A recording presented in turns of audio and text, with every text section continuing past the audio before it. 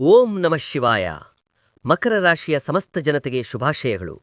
10 ವರ್ಷಗಳ ದೀರ್ಘಕಾಲದ ನಂತರ ಈ ಬಾರಿಯ ಹೋಳಿ ಹಬ್ಬದ ಸಂದರ್ಭದಲ್ಲಿ ಲಕ್ಷ್ಮೀ ಸಮೇತ ನಾರಾಯಣನ ಕೃಪೆಯಿಂದ ಅನೇಕ ಶಕ್ತಿಶಾಲಿ ರಾಜಯೋಗಗಳು ಸೃಷ್ಟಿಯಾಗುತ್ತಿವೆ. ಮಕರ ಸಂಕ್ರಾಂತಿಯ ಈ ಅವಧಿಯಲ್ಲಿ ಕಂಡುಬರುತ್ತಿರುವ 10 ಪ್ರಮುಖ ಭವಿಷ್ಯವಾಣಿಗಳ ವಿವರವಿಲ್ಲಿದೆ. ಹೌದು ಗೆಳೆಯರೆ, ಒಂದು ದಶಕದ ಸುದೀರ್ಘ ಕಾಯುವಿಕೆಯ ಬಳಿಕ ಧನಶಕ್ತಿ ಯೋಗದ ಬಲದೊಂದಿಗೆ ಹೋಳಿಯ ಈ ಪವಿತ್ರ ದಿನದಂದು ಹಲವಾರು ಮಂಗಳಕರ ಯೋಗಗಳು ರೂಪುಗೊಳ್ಳಲಿವೆ ಎಂದು ನಾನು ನಿಮಗೆ ತಿಳಿಸುತ್ತಿದ್ದೇನೆ. ಈ ದೈವಿಕ ಸಂಯೋಗದ ಶುಭ ಫಲಗಳನ್ನು ಎಲ್ಲಾ 12 ರಾಶಿಚಕ್ರದವರು ಪಡೆದರೂ ಸಹ ಕೆಲವು ನಿರ್ದಿಷ್ಟ ರಾಶಿಗಳಿಗೆ ಈ ಯೋಗಗಳು ಅತ್ಯಂತ ಶ್ರೇಷ್ಠ ಫಲಿತಾಂಶಗಳನ್ನು ನೀಡಲಿವೆ. ಧನಶಕ್ತಿ ಯೋಗದ ಜೊತೆಗೆ ಇತರೆ ಶುಭಯೋಗಗಳ ಒಕ್ಕೂಟವು ಮಕರ ರಾಶಿಯವರ ಬದುಕಿನಲ್ಲಿ ಒಂದು ಸುವರ್ಣ ಅಧ್ಯಾಯದ ಆರಂಭವನ್ನು ಸೂಚಿಸುತ್ತಿದೆ.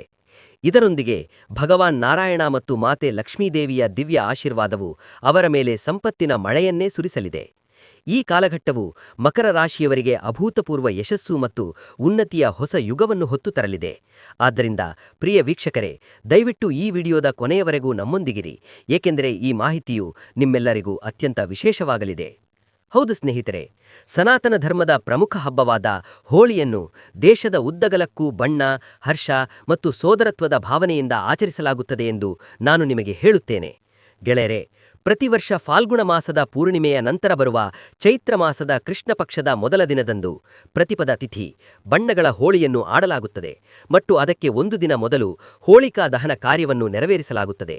ಆದರೆ ಈ ಪ್ರಸಕ್ತ 2026ನೇ ವರ್ಷದಲ್ಲಿ ಹೋಳಿಯ ನಿಖರ ದಿನಾಂಕದ ಬಗ್ಗೆ ಜನರಲ್ಲಿ ಕೆಲವು ಗೊಂದಲಗಳು ಉಂಟಾಗಿವೆ. ಆದ್ದರಿಂದ ಈ ವರ್ಷ ನಿಜವಾಗಿ ಹೋಳಿಯನ್ನು ಯಾವಾಗ ಆಚರಿಸಬೇಕು ಎಂಬುದನ್ನು ಕಂಡುಕೊಳ್ಳೋಣ.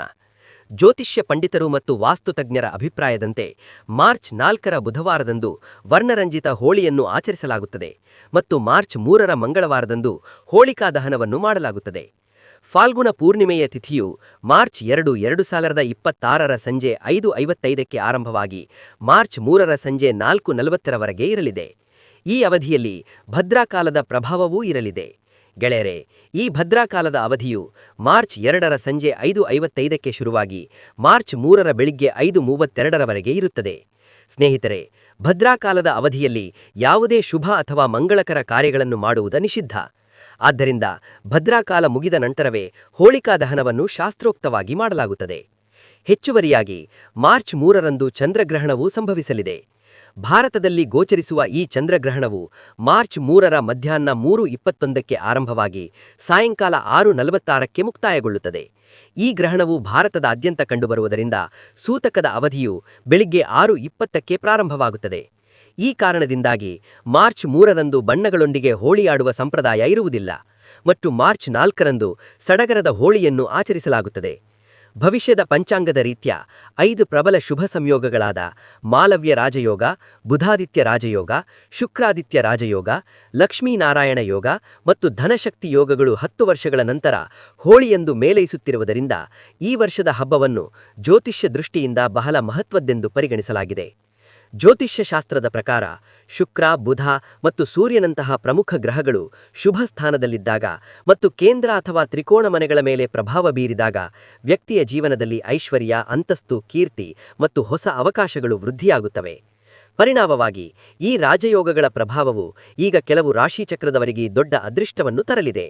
ಆದ್ದರಿಂದ ಈ 10 ವರ್ಷಗಳ ನಂತರ ರೂಪುಗೊಳ್ಳುವ ರಾಜಯೋಗಗಳು ಮಕರ ರಾಶಿಯವರ ಮೇಲೆ ಯಾವ ರೀತಿ ಪರಿಣಾಮ ಬೀರುತ್ತವೆ ಎಂಬುದನ್ನು ಅನ್ವೇಷಿಸೋಣ.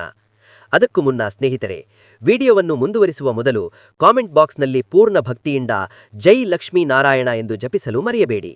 ವಿಡಿಯೋಗೆ ಒಂದು ಲೈಕ್ ನೀಡಿ ಮತ್ತು ನಮ್ಮ ಚಾನೆಲ್ಗೆ ಸಬ್ಸ್ಕ್ರೈಬ್ ಆಗಿ. ಈಗ ಮಕರ ರಾಶಿಯ 10 ಪ್ರಮುಖ ಭವಿಷ್ಯವಾಣಿಗಳ ಬಗ್ಗೆ ತಿಳಿದುಕೊಳ್ಳೋಣ. ಮೊದಲ ಭವಿಷ್ಯವಾಣಿ. 100 ವರ್ಷಗಳ ಸುದೀರ್ಘ ಕಾಲದ ನಂತರ ಹೋಳಿಯೆಂದು ಲಕ್ಷ್ಮೀನಾರಾಯಣ ಯೋಗ, ಮಾಲವ್ಯ ರಾಜಯೋಗ, ಬುಧಾದಿತ್ಯ ರಾಜಯೋಗ ಮತ್ತು ಧನಶಕ್ತಿ ಯೋಗಗಳ ಸೃಷ್ಟಿಯು ನಿಮ್ಮ ವೃತ್ತಿಜೀವನದಲ್ಲಿ ಅತ್ಯಂತ ದೊಡ್ಡ ಬದಲಾವಣೆಗಳನ್ನು ತರಲಿದೆ. ಹೌದು ಗೆಳೆಯರೆ, ಈ ಬಾರಿಯ ಹೋಳಿ ಕೇವಲ ಬಣ್ಣಗಳ ಸಡಗರವಲ್ಲ, ಬದಲಾಗಿ ನಿಮ್ಮ ಅದೃಷ್ಟ ಬದಲಾಗುವ ದೈವಿಕ ಮುನ್ಸೂಚನೆಯಾಗಿದೆ. ಹೋಳಿ ಹಬ್ಬವು ಕೆಟ್ಟದ್ದರ ಮೇಲೆ ಒಳ್ಳೆಯದರ ವಿಜಯವನ್ನು ಸಾರುವಂತೆ ಹೋಳಿಕಾ ದಹನದ ಜ್ವಾಲೆಯಲ್ಲಿ ನಿಮ್ಮ ಹಳೆಯ ತೊಂದರೆಗಳು, ವೃತ್ತಿಯ ಅಡೆತಡೆಗಳು ಮತ್ತು ಮಾನಸಿಕ ಒತ್ತಡಗಳು ಸುಟ್ಟು ಬೂದಿಯಾಗುವ ಸಾಧ್ಯತೆಯಿದೆ. ಗೆಳೆಯರೆ, ಈ ಬಣ್ಣಗಳ ಹೋಳಿಯು ನಿಮ್ಮ ಜೀವನದಲ್ಲಿ ಹೊಸ ಆರಂಭದ ಸಮಯ ಬಂದಿದೆ ಎಂಬ ಸಂದೇಶವನ್ನು ನೀಡುತ್ತಿದೆ.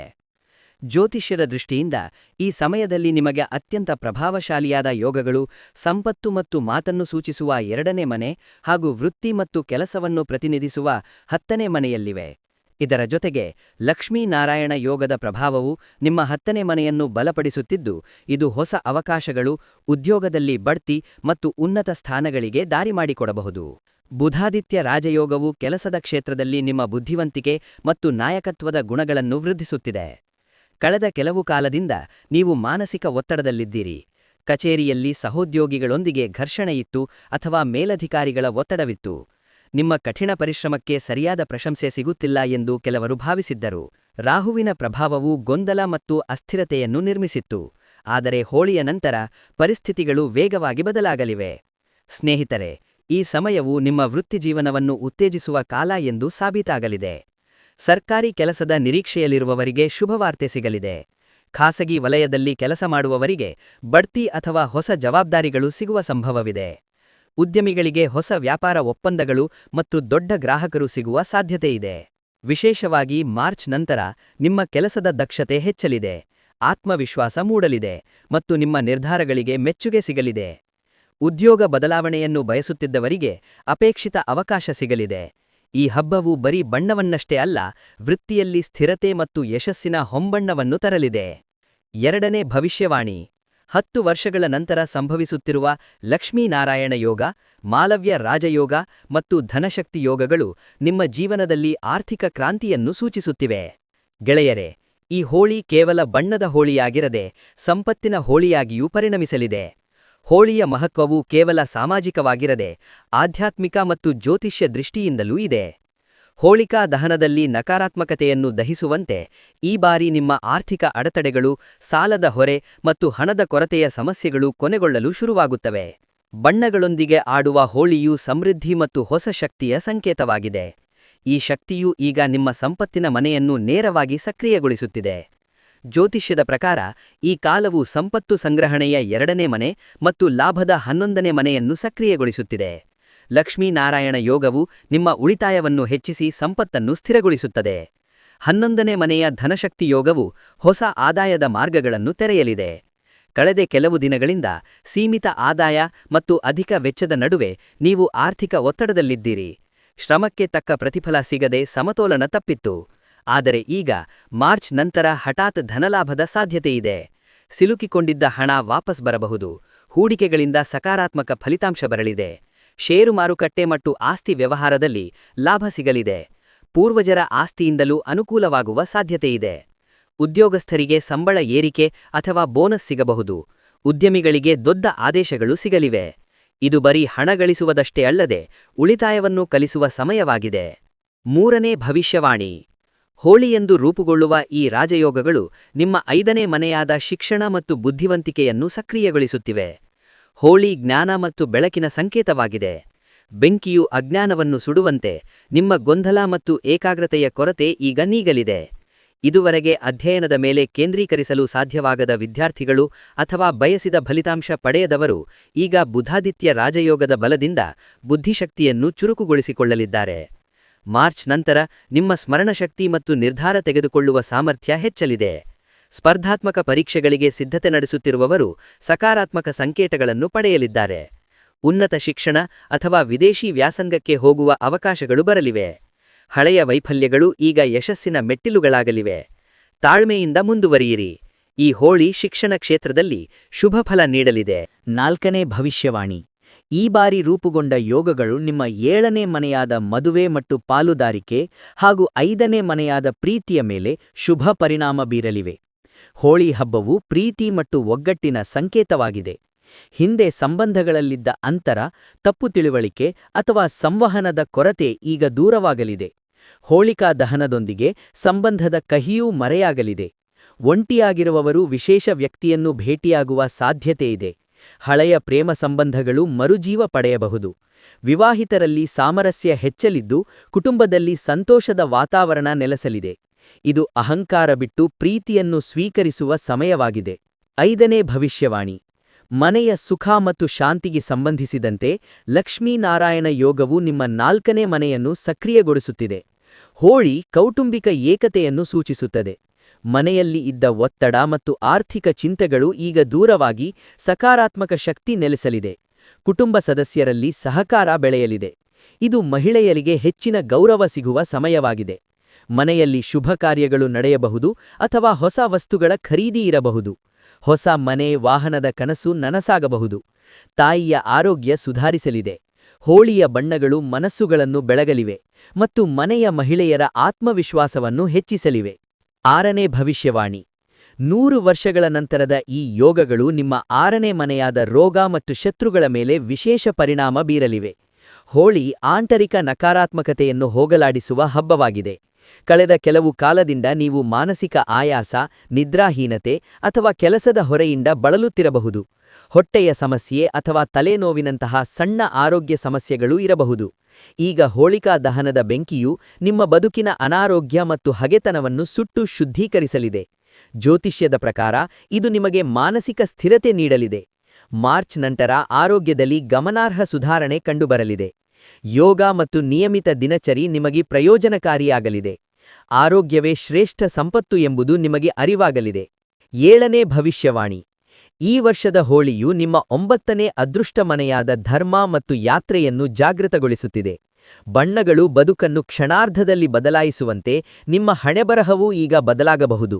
ಶ್ರಮಕ್ಕೆ ತಕ್ಕ ಫಲ ಸಿಗುತ್ತಿಲ್ಲ ಎಂಬ ಹತಾಶೆ ಈಗ ದೂರವಾಗಲಿದೆ. ಮಾರ್ಚ್ ನಂತರ ಧಾರ್ಮಿಕ ಪ್ರವಾಸ ಅಥವಾ ತೀರ್ಥಯಾತ್ರೆಯ ಸಾಧ್ಯತೆಯಿದೆ. ಇದು ನಿಮಗೆ ಶಾಂತಿ ನೀಡಲಿದೆ. ವಿದೇಶ ಪ್ರಯಾಣದ ಅವಕಾಶಗಳೂ ಬರಬಹುದು. ಕಾನೂನು ವಿಷಯಗಳಲ್ಲಿ ಪರಿಹಾರ ಸಿಗಲಿದೆ. ಹೊಸ ಉದ್ಯಮ ಆರಂಭಿಸಲು ಇದು ಸುಸಮಯ. ಗುರುಗಳ ಆಶೀರ್ವಾದ ಮತ್ತು ತಂದೆಯ ಬೆಂಬಲ ನಿಮ್ಮನ್ನು ಕಾಯಲಿದೆ. ಅದೃಷ್ಟವಿದ್ದಾಗ ದಾರಿಗಳು ತಾವಾಗಿಯೇ ಸೃಷ್ಟಿಯಾಗುತ್ತವೆ ಎಂಬುದು ನಿಮಗೆ ಅನುಭವಕ್ಕೆ ಬರಲಿದೆ. 8ನೇ ಮತ್ತು ಪ್ರಮುಖ ಭವಿಷ್ಯವಾಣಿ. ಈ ಬಾರಿಯ ಲಕ್ಷ್ಮೀನಾರಾಯಣ ಯೋಗವು ನಿಮ್ಮ ಜಾತಕದ ಸಮಗ್ರ ಚಕ್ರವನ್ನು ಸಮತೋಲನಗೊಳಿಸುತ್ತದೆ. ವಿಶೇಷವಾಗಿ 2, 7 ಮತ್ತು 10ನೇ ಮನೆಗಳ ನಡುವೆ ಸಾಮರಸ್ಯ ತಂದು ಸಂಪತ್ತು, ಸಂಬಂಧ ಮತ್ತು ವೃತ್ತಿಯಲ್ಲಿ ಯಶಸ್ಸು ನೀಡಲಿದೆ. ಇದು ಕೇವಲ ಭವಿಷ್ಯ ಕೇಳುವ ಸಮಯವಲ್ಲ, ಕಾರ್ಯೋನ್ಮುಖವಾಗುವ ಕಾಲ. ವಿಶೇಷ ಉಪಾಯ. ಮಕರ ರಾಶಿಯವರಿಗೆ ಹೋಳಿಕಾ ದಹನದ ವಿಶೇಷ ಉಪಾಯವೆಂದರೆ ಬೆಂಕಿಗೆ 7 ಲವಂಗ, 7 ಏಲಕ್ಕಿ ಮತ್ತು ಸ್ವಲ್ಪ ಬೆಲ್ಲವನ್ನು ಸಮರ್ಪಿಸಿ. ಓಂ ಲಕ್ಷ್ಮೀನಾರಾಯಣಾಯ ನಮಃ ಮಂತ್ರವನ್ನು 11 ಬಾರಿ ಪಠಿಸಿ 7 ಬಾರಿ ಪ್ರದಕ್ಷಿಣೆ ಹಾಕಿ. ನಿಮ್ಮ ಅಡೆತಡೆಗಳನ್ನು ಆ ಜ್ವಾಲೆಗೆ ಒಪ್ಪಿಸಿ. ಮರುದಿನ ಬಣ್ಣಗಳ ಹೋಳಿಯೆಂದು ಯಾರಿಗಾದರೂ ಸಿಹಿತಿಂಡಿ ಅಥವಾ ಹಳದಿ ವಸ್ತ್ರ ದಾನ ಮಾಡಿ. ಇದರಿಂದ ನಕಾರಾತ್ಮಕತೆ ದೂರವಾಗಿ ಲಕ್ಷ್ಮೀನಾರಾಯಣನ ಕೃಪೆ ಸದಾ ಇರುತ್ತದೆ. ಪ್ರಿಯ ವೀಕ್ಷಕರೇ, ಹೋಳಿ ಕೇವಲ ಹಬ್ಬವಲ್ಲ, ಅದು ನಂಬಿಕೆಯ ಉತ್ಸವವಾಗಿದೆ. ಹಳೆಯ ದುಃಖಗಳು ಸುಟ್ಟುಹೋಗಲಿ, ಹೊಸ ಭರವಸೆಗಳು ಮೂಡಲಿ. ಮಕರ ರಾಶಿಯವರಿಗೆ ಈ ವಿಶೇಷ ಮುನ್ಸೂಚನೆಗಳು ನಿಮ್ಮ ಬದುಕಿನಲ್ಲಿ ಬದಲಾವಣೆ ತರಲಿ. ಈ ವಿಚಾರಗಳನ್ನು ನಿಮ್ಮ ಪ್ರೀತಿಪಾತ್ರರೊಂದಿಗೆ ಹಂಚಿಕೊಳ್ಳಿ ಮತ್ತು ಕಮೆಂಟ್ ಬಾಕ್ಸ್ನಲ್ಲಿ ಶ್ರದ್ಧೆಯಿಂದ ಜೈ ಲಕ್ಷ್ಮೀನಾರಾಯಣ ಎಂದು ಬರೆಯಿರಿ. ನಿಮ್ಮ ಒಂದು ಶೇರ್ ಮತ್ತೊಬ್ಬರ ಬದುಕಿನಲ್ಲಿ ಬೆಳಕು ತರಬಹುದು. ಇಂತಹ ಸತ್ಯವಾದ ಜ್ಯೋತಿಷ್ಯ ಮಾರ್ಗದರ್ಶನಕ್ಕಾಗಿ ನಮ್ಮೊಂದಿಗೆ ಇರಿ. ಈ ಪವಿತ್ರ ಹೋಳಿಯೆಂದು ನಿಮ್ಮೆಲ್ಲ ಚಿಂತೆಗಳು ದೂರವಾಗಿ ಸಮೃದ್ಧಿಯ 7 ಬಣ್ಣಗಳು ನಿಮ್ಮ ಮನೆಯಲ್ಲಿ ಶಾಶ್ವತವಾಗಿ ನೆಲೆಸಲಿ ಎಂದು ಪ್ರಾರ್ಥಿಸುತ್ತೇನೆ. ನಿಮ್ಮೆಲ್ಲರಿಗೂ ಸುಖಮಯ ಹಾಗೂ ಶುಭ ಹೋಳಿ ಹಬ್ಬದ ಹಾರ್ದಿಕ ಶುಭಾಶಯಗಳು. ವಂದನೆಗಳು ಸ್ನೇಹಿತರೆ.